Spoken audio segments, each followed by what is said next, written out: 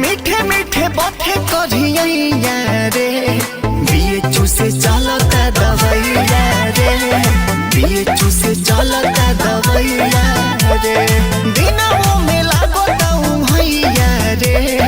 दिनों में लागता हूँ भैया रे बीएचयू से चलता दवाइया रे बीएचयू से चलता दवाइया रे।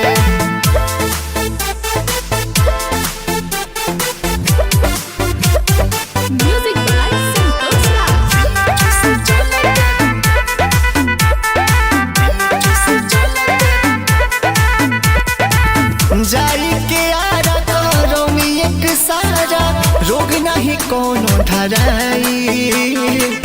उठे या बैठे में होखे तकलीफ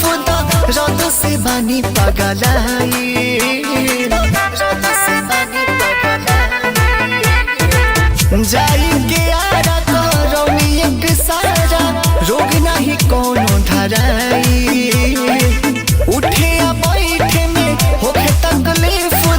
रद से बानी पगलाई अब करी कौन उपाया रे अब करी कौन उपाया रे बीएचयू से चलता दवाइया रे बीएचयू से चलता दवाइया रे दिनों में लागता हूँ भैया रे दिनों में लागता हूँ भैया रे बीएचयू से चलता दवाइया रे बीएचयू से चलता दवाइया।